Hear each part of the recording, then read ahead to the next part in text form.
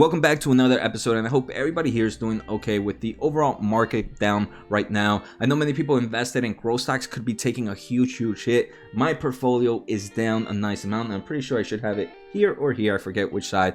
And it definitely sucks, right? I'm not gonna lie. Emotionally, it sucks to see my account down, but I do have control, and I have that kind of long-term mindset where I understand that, hey, volatility, down times like this happen.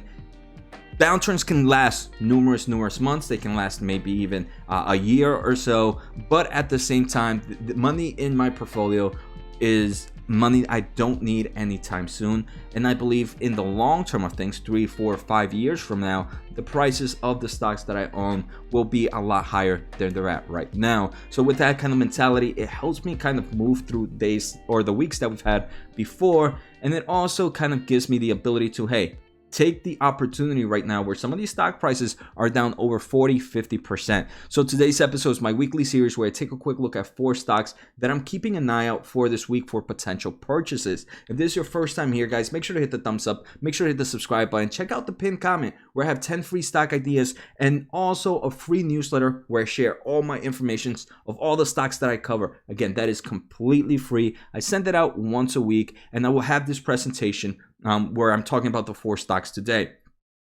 So if you're here for the 4 stocks, the 4 are going to be Mercado Libre, MELI, Sorense, CRNC, Draftkings DKNG, and Shopify, ticker SHOP. And for each stock, I'm going to take a look at both some of the bearish cases, obviously, and some of the bullish cases, and what are the price points I'm enjoying right now. Again, if you want this presentation, make sure to check out the newsletter on the pinned comment. So let's start off with kind of Mercado Libre. All right, so if we take a look at Mercado Libre, right now the stock price is down about 46%, almost 47% from its all-time highs. That is crazy. Right now, Mercado Libre is sitting at about $1,052. I really do enjoy the price point below the $1,200. And if we also take a look at valuation metrics for Mercado Libre, current price to sales ratio is 8.3. And this is one of the cheapest values it's been since 2017.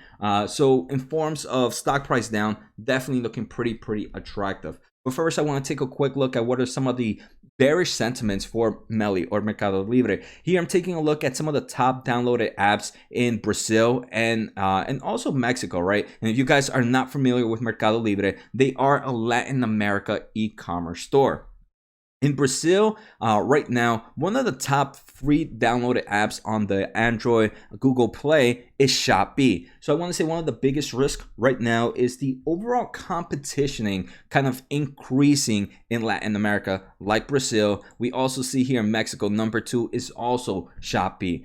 Let me just say, just because you're the number 1 downloaded doesn't mean you're the number 1 used. It just means that right now you're very popular. Obviously, it allows investors to keep an eye on what's becoming popular at the moment. But that is probably one of my biggest bearish thesis is the overall kind of competition in the market. Now, kind of the bullish case for Mercado Libre. First, last year was a huge growth for this company. All right, e-commerce during the COVID times did amazing. But this most recent third quarter, they still were growing at impressive levels. Net revenue grew about 73%. If we take a look at FX neutral basis, amount of items sold were 26% up year over year. Total payment volume was up 59% again on FX neutral basis, and total gross market volume was up 30% again based on those kind of FX neutral basis. But overall strong growth, even though same time last year was already seeing some improvements. The second thing I really do like about Mercado Libre right now is they are increasing their logistics, and I believe this is one of the biggest strengths that they have against their competitors. I do have some other competitors, right? It's not always just own one type of account. I own both, right? The company I am and some of their Mercado Libre and some of its competitors. But in this most recent quarter, they launched 2 new fulfillment centers in Brazil this quarter and converted 2 existing fulfillment centers into centers managed by them. In Mexico, they also had an additional fulfillment center and has plans to expand in the upcoming months. We can see Mercado Libre is one that I've done earnings before. And we can see from here, logistics is pretty strong because over 80% of their items are delivered within 48 hours. And like I mentioned, This is one of the biggest strengths that I feel is here with Mercado Libre. Do you want 10 free stock picks right now? Well, if you do, let's take a quick listen to today's sponsor, a great reason why I'm able to provide so much content to you guys for free. I want to thank The Motley Fool for sponsoring this video. Motley Fool is a company that provides investing insight and stock recommendations for investors of all skill sets and risk levels. You all know how much I love researching new stocks and trying to find the next best investment. So I'm proud to partner with The Motley Fool to bring you 10 free stock picks from their popular product, Stock Advisor. Stock Advisor has beat the market by more than 4x. Go to fool.com/Jose to get your free 10 stock picks now.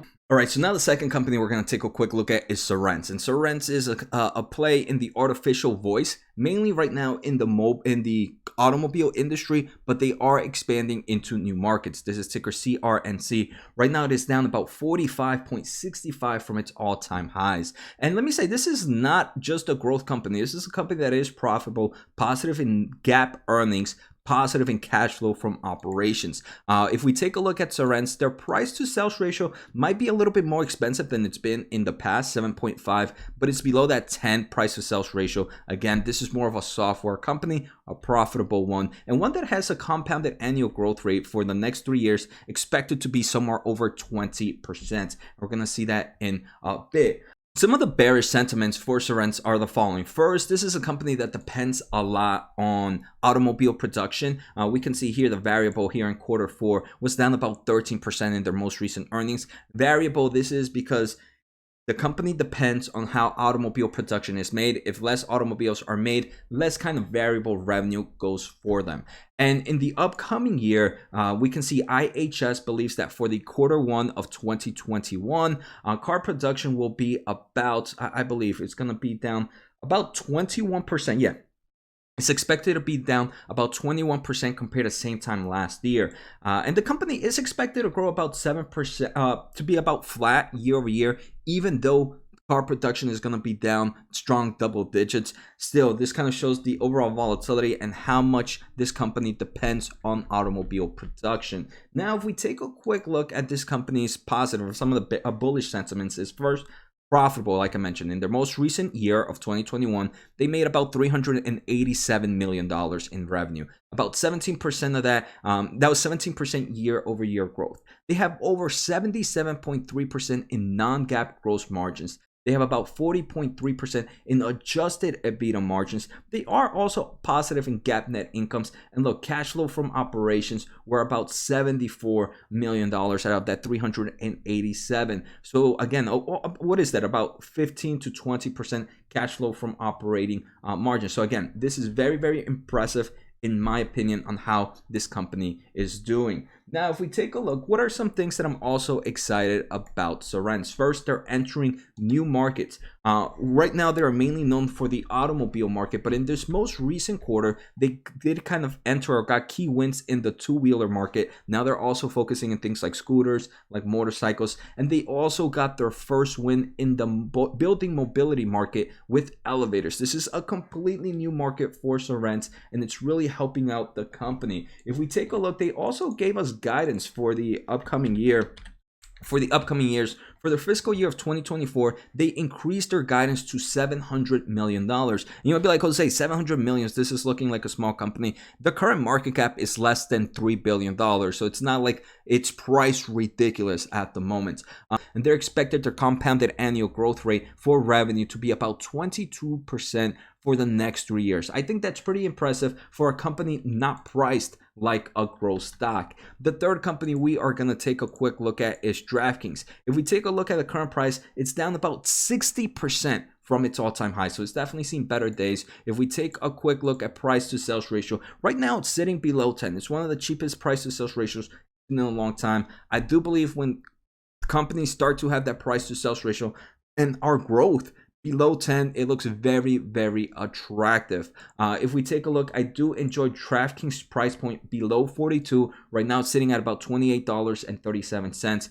this is times when I enjoy it. But again, there's always bearish cases. One of the biggest bearish case for DraftKings is right now is this company burns a lot of cash, right? They're not profitable at the moment. In this full year, if we take a look at trailing 12 months, net cash flow from operations is about a 340 million run rate. That is, they burn a nice amount of cash, something to keep in mind of. But on the positive side, if we take a look at their most recent earnings, their cash and cash equivalents are about $2.9 billion.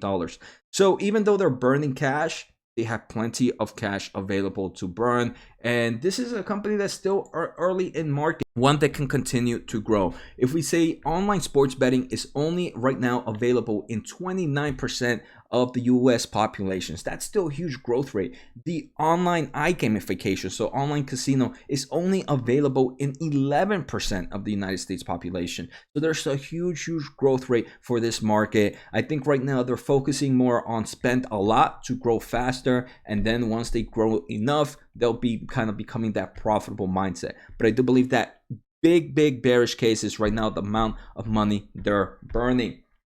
So what else are we, I think that's pretty much what I have for DraftKings. Now the final company we're going to take a quick look at is Shopify. Shopify right now from its all-time highs, this one hasn't really taken much of a hit. It's down about 16.6% from its all-time highs. I do want to say one of the biggest bearish thesis for this company right now, it's its overall valuation. Most of these companies that had high price to sales ratios have kind of crumbled down. Somehow Shopify has not. Price to sales ratio right now is still about 42.3. That is insane in my opinion. So I believe one of the bearish cases is that heavy valuation. But I don't mind it, right? There is a reason this one's still holding up. Investors believe this is a strong monster. If we take a quick look, overall revenue grew about 46% this most recent quarter. It was about $1.1 billion.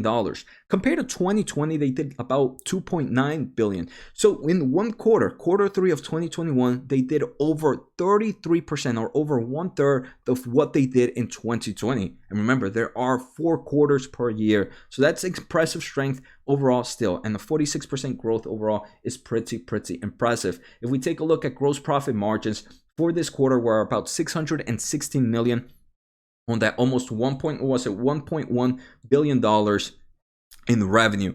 The other things I am excited about Shopify is the overall adoption of their overall products, right? Shopify productions over time have increased. Shopify payments, it's up 46% compared to the same time last year. Shopify capital is up about 56%. Another thing that I am enjoying is their near-term initiatives, which is continue to improve Shopify payments, Shopify shipping, Shopify capital, and Shopify Plus. So continue to increase the solutions that they have for their consumers right now. In the medium-term initiative, they want to increase that international expansion. I believe that's very bullish. They're also trying to get into the point of sales for retail players and the Shopify market. Obviously, in the long term, that's a little bit more ahead. So I'm not too worried about that or too excited about that. To me, that near-term initiatives and those medium-term goals are what really drive the stock price. And right now it's looking pretty impressive. Shopify, I do like it in this price point of about $1,400, but we took a look at that price to sales ratio. I believe this is the one that if it's gonna go down, this one can go down a little bit bigger, but I wouldn't mind buying any of these stocks at these levels. And this upcoming Thursday or Friday, I will decide on which. Sometimes I usually pick 2 to 3. Sometimes I go with all 4. Make sure to join the Discord channel where I post all my buys and sales for free. So I hope you guys enjoyed today's episode. Take care, have a good night, and see you next time.